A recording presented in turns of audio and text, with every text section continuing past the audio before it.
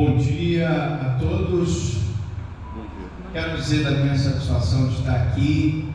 Queria agradecer ao CEAF, na pessoa do Dr. Edivaldo Pereira, as minhas colegas do núcleo.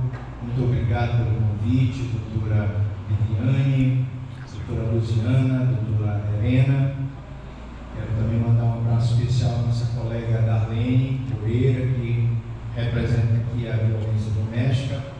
Queria dizer que eu pedi, excepcionalmente, na minha regra, sempre as mulheres estão em primeiro lugar, ladies first, mas como eu ainda estou em audiência, eu pedi para inverter a pauta. Então, hoje nós vamos falar sobre um tema muito importante, que é o tema da violência obstétrica. E eu queria, para começar o tema da violência obstétrica, declamando aqui uma poesia. Nós fizemos em homenagem à data de hoje. E a poesia do Dr. Edivaldo diz o seguinte: violência obstétrica. No seio da gestação, a vida em triste dança. Violência se tece, sombra que avança. Parto que deveria ser doce esperança, torna-se tormenta, amarga lembrança. Nas entranhas da mãe, o embrião padece violência física, psicológica disfarçadas, palavras cortantes, lágrimas desgraçadas. O ato de nascer, joia que a dor entristece. Na aurora do nascimento, para o frágil recém-chegado, a violência persiste em cruel legado. Psique marcada de agonia assinalada, onde a dedicação deveria ser o reinado. Pós-parto aflige com tempestade, negligência e discriminação, cruel verdade, à luz da vida, sombras contra a infância. A esperança se perde em triste insegurança. Esticamos a nossa voz contra essa cruel sina, pelas mães, pelos filhos, pela vida divina, e que a paz substitua a violência que invade, e que o amor prevaleça contra essa iniquidade. Com essas palavras, eu inicio a nossa palestra de violência obstétrica, aproveitando para divulgar o trabalho do Núcleo Mulher. Nós estamos aqui com a cartilha de crimes contra a mulher, uma elaboração do Núcleo Mulher, em parceria com a promotoria. Nós temos a nossa cartilha de proteção à mulher, que é a cartilha mais completa do Brasil de proteção à mulher. Temos um livro 100 páginas de poesia em defesa da mulher, poesias em defesa da mulher, combatendo o tema masculinidade, combatendo a violência de gênero. Nós temos agora, mais recentemente, a cartilha de violência obstétrica, foi elaborada agora recentemente, a parceria do núcleo com a promotoria. Temos o nosso livro, Os Direitos da Mulher, Gênero e Interseccionalidade, com tudo que você queria saber sobre o direito da mulher e não teve coragem de perguntar. E agora, por último, estamos trabalhando nas poesias da mulher, que será o segundo livro de poesias em defesa da mulher. Brevemente estaremos lançando pela imprensa oficial. Mas vocês vieram aqui para a gente falar um pouquinho sobre violência obstétrica. E eu então vou aproveitar aqui, vou passar os slides conforme a gente for falando. Eu trouxe para vocês aqui um conceito, que a violência obstétrica, ela é só uma das formas de violência de gênero que aflige a mulher. E aí eu tenho violência física, psicológica, moral, tenho a violência sexual, e ela tem origem nos preconceitos e discriminações relacionados à sexualidade e à saúde, que acabam refletindo de maneira como as mulheres são tratadas.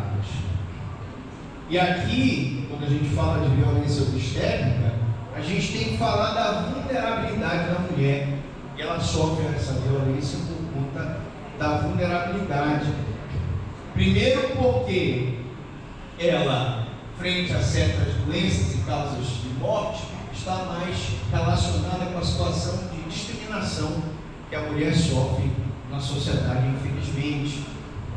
Violência estão concentradas em profissões mais desvalorizadas que as mulheres ocupam, em ter menor acesso a espaços de decisão, no mundo político e econômico, e aí nós estamos falando de violência doméstica, violência física, violência sexual, emocional, mulheres que se submetem a duplas jornadas para poder arcar com as despesas de sua família.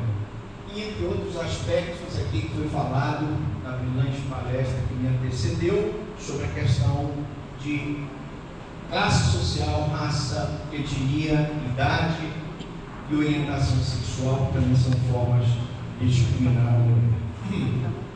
E aí eu quero falar um pouquinho desses dados da violência obstétrica que nós trazemos para vocês. O near miss materno, que é situações de quase morte de mulheres, e hoje mais de 90% deles poderia ser evitado em medidas simples.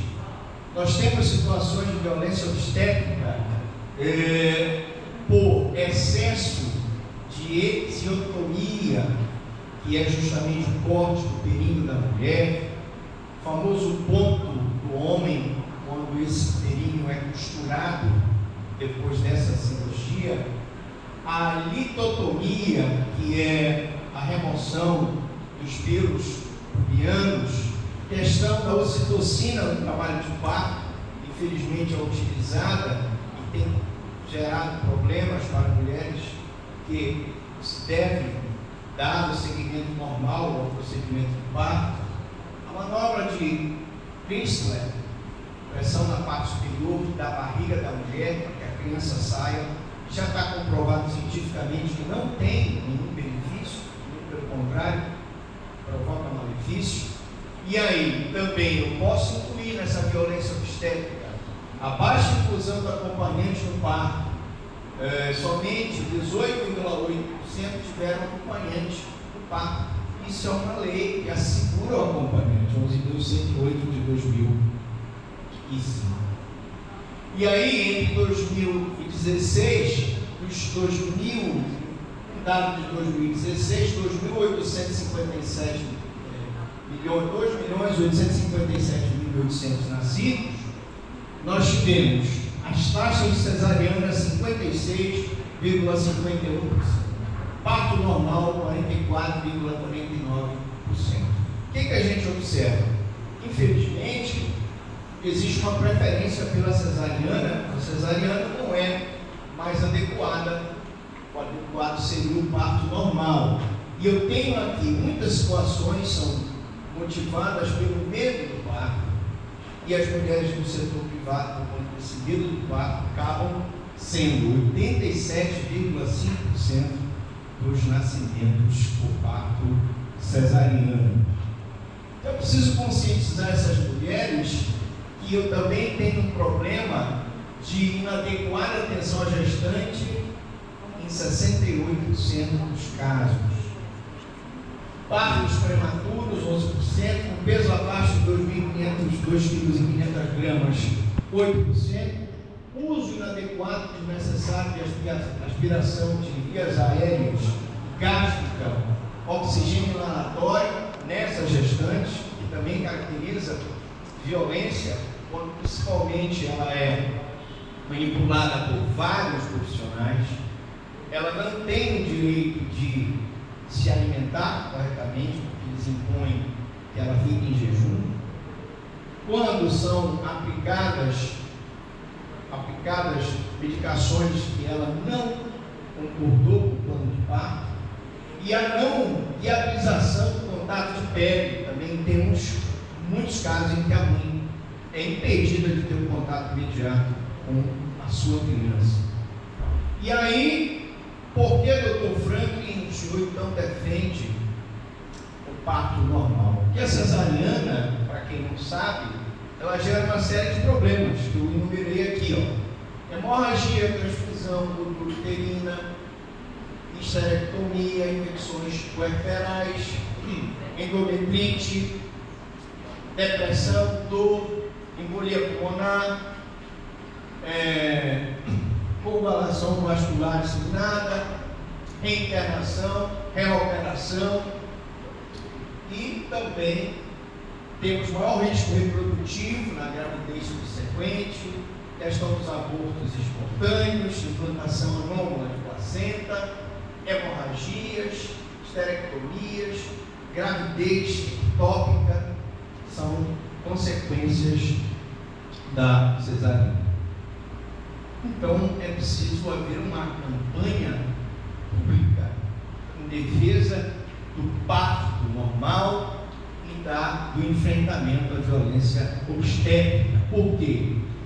Porque mais do que um processo mecânico, o parto normal é um fenômeno neuroendócrino, ativa a imunidade do bebê, os hormônios do parto aumentam a confiança da mulher, endorfinas aliviam a dor, menos risco de infecção e recuperação mais rápida desse parto normal. Então, eu tenho que trabalhar uma política de prevenção e eliminação de abusos, respeito aos maus tratos durante o parto, no mundo inteiro, muitas mulheres sofrem abuso de desrespeito, maus tratos nas próprias instituições de saúde, por falta de qualificação profissional dos seus médicos. Tratamento não apenas viola os direitos das mulheres, mas os direitos humanos, o direito à vida, a integridade física, sexual e a não discriminação. E essa declaração convoca uma maior ação de diálogo, pesquisa e mobilização de toda a sociedade. Mas o que é então essa violência obstétrica que nós enfrentamos?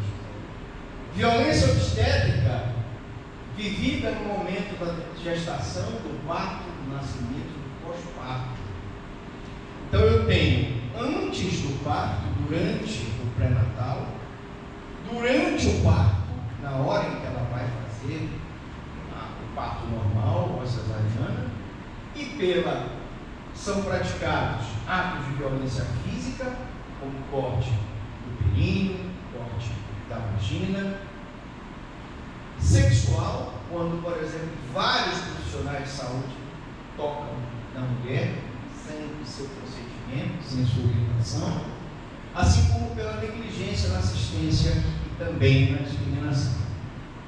Então veja, nós temos mecanismos de combate à violência obstétrica. Nós temos a Convenção de Eliminação de todas as formas de discriminação contra a mulher, declaração de programa de ação da Segunda Conferência Internacional de Direitos Humanos, declaração de plano de ação de Conferência Internacional, Convenção Interamericana para prevenir e erradicar a violência contra a mulher, a nossa Constituição Federal, a Lei Orgânica da Saúde, que diz: é assegurar a todas as mulheres o acesso aos programas e às políticas de saúde da mulher, de planejamento reprodutivo, a gestantes de nutrição adequada, atenção humanizada à gravidez, ao parto e ao puerpério. Todas essas legislações defendem a mulher dessa violência obstétrica. E eu preciso implantar um modelo que considere as dimensões afetivas, que considere o potencial desses eventos para a promoção da vida e da saúde das mulheres e dos seus bebês, e que reduza a morte e mortalidade materna, neonatal e as taxas de cesariana.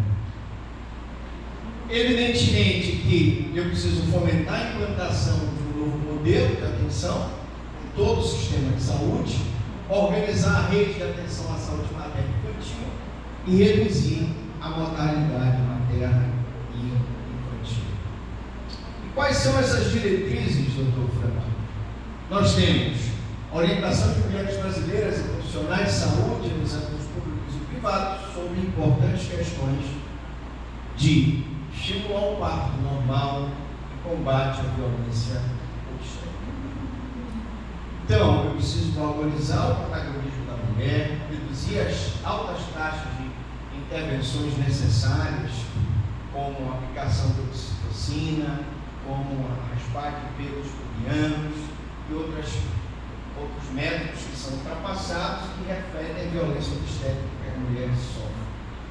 Padronizar práticas mais utilizadas e científicas, compreender o parto como um conjunto de técnicas, mas como um momento fundamental e essencial para a mãe e o filho. Eu queria falar um pouquinho dessas boas práticas para nós podermos encaminhar no final dessa nossa apresentação. Quando se fala em boas práticas, eu tenho verdadeiros mandamentos que eu queria agora expor aqui para vocês. Bom, primeiro mandamento: as mulheres devem ser informadas sobre os benefícios e riscos dos locais de parto.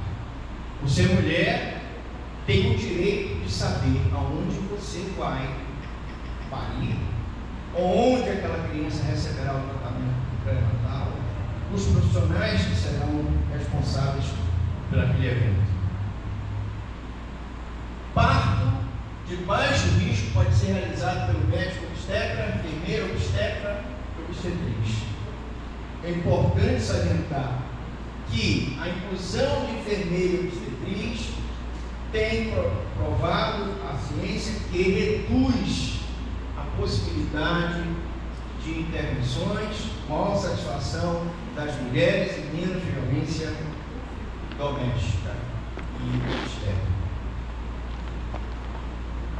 Aí eu tenho um problema. Hoje, se nós pegarmos os profissionais de saúde, nós teríamos que ter aí mais formação, mais aprimoramento, mais especialização e residências neste assunto.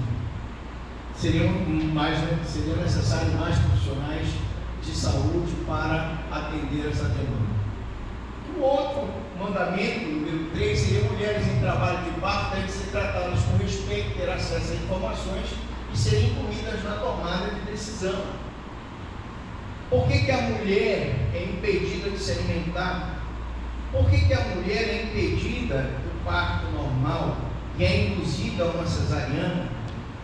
Por que se faz o corte do cordão umbilical sem esperar aqueles 5 minutos essenciais para a cessação do oxigênio, da ligação entre a mãe e o filho, quando aquele corte é fundamental para que a criança receba uma quantidade de ferro e não tenha problemas com suprimentos alimentares no futuro? São detalhes técnicos que não são observados. Então ela tem que saber essas informações. Outra questão importante: todas as gestantes no parto devem ter apoio contínuo e individualizado, incluindo pessoa que não seja membro da maternidade. Vai levar o seu marido, é o seu direito de levar o seu marido. É o seu direito de ser acompanhada por essa pessoa. E esse acompanhamento, que infelizmente só de 18% dos casos, ele evita a violência obstétrica, ele evita a discriminação, ele evita o tratamento discriminatório da mulher. Quinto mandamento: mulheres em trabalho de parto podem ingerir líquidos e dieta leve. O jejum não é obrigatório. Por que eu vou deixar que a mulher não se alimente, não beba água num momento tão importante? Não existe comprovação científica de que ela deva ficar em jejum. Outra questão é métodos não farmacológicos, que devem ser oferecidos à mulher antes da utilização dos métodos farmacológicos. Banhos quentes, massagens técnicas de relaxamento, entre outros, sempre que necessário, vão ser utilizados antes de nós usarmos os métodos farmacológicos. Anestesia, claro, em situações extremas deve ser ofertada à mulher, mas primeiro eu vou tentar outros métodos para evitar justamente os métodos farmacológicos, que às vezes têm consequências para a mulher e para a criança.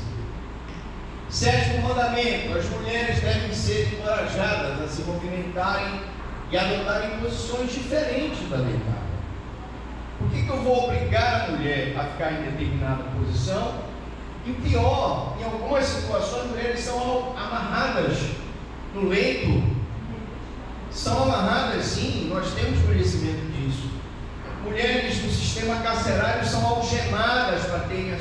crianças. Isso é um desrespeito total à dignidade da pessoa humana dessa criança. E aí, podem escolher posições mais confortáveis, cócoras, quatro, apoio, de lado, de pé, ajoelhada, entre outros. Não sei se eu trouxe para vocês aqui algumas posições do parto. Posições do parto que podem ser utilizadas, parto normal. E o oitavo mandamento: garantir o contato pele a pele imediato da mãe com o bebê. Como é que eu vou impedir que a mãe tenha aquele contato imediato após o nascimento com o seu próprio filho? Então, eu tenho que reconhecer que é um momento sensível, assegurar assistência de qualquer intervenção que leve em consideração para minimizar a separação entre essa mãe e esse filho. Nono mandamento: mulheres em trabalho de parto devem ser tratadas com respeito. Se eu não autorizei raspagem de pelo pubiano, não pode ser feito. Eu não posso permitir aqui o uso de medicamento que a mulher não autorizou, ela ficar numa posição que ela não autorizou, ela ser privada da alimentação que ela não autorizou. A mulher tem que ser tratada com respeito. Profissionais devem estabelecer uma relação com a mulher, e é preciso resgatar aqui o nosso plano de parto, que vai desde o pré-natal até o nascimento e até posteriormente ao parto, e devem estar cientes da importância de sua atitude, tom de voz.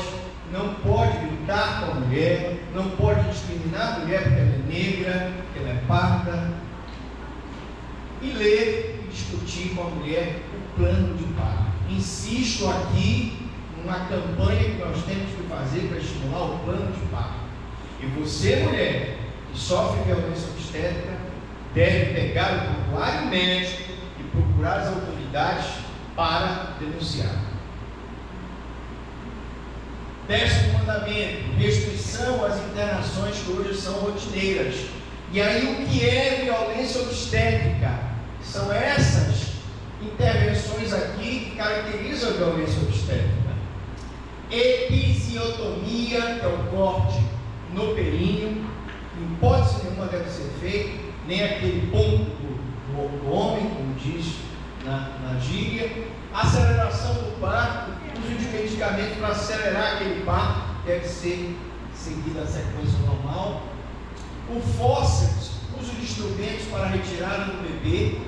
Infelizmente, ainda temos situações de uso de maquinários, de ferro, são os fórceps para retirada daquele bebê do útero materno, totalmente inadequado, e não está comprovado cientificamente nenhum benefício, nem para a mulher, nem para o bebê. Enema, que é a lavagem intestinal. O que a mulher vai fazer a lavagem intestinal? Qual é o benefício do enema? Nenhum. Violência obstétrica. Tricotomia pubiana e perineal, que é a raspagem dos pelos pubianos. Também, se não for autorizado, não pode ser feito, não tem necessidade de fazer. Amniotomia precoce, que é o rompimento da bolsa precoce, justamente para acelerar o trabalho de parto. Corte precoce do cordão umbilical, lembra do que eu falei? Os 5 minutos são necessários para que haja transferência de nutrientes, inclusive o ferro, para aquela mulher, justamente para aquela criança não ter problema de nutricionais no futuro. Aspiração de secreções do recém-nascido, isso é feito, infelizmente, e que também não tem comprovação científica, só se a criança realmente estiver necessitando. E aí, nós temos que trabalhar com mudanças estruturais, temos que implementar a casa de gestante com pelo menos 3 habilitadas, maternidade de gestação de alto risco, pelo menos 155 habilitadas, o centro de parto, ou pelo menos 14 habilitados, equipamentos de maternidade, que são necessários. E aí que eu coloco para vocês alguns modelos que nós temos de bom atendimento que deve ser replicado para as nossas queridas mulheres vítimas da violência obstétrica.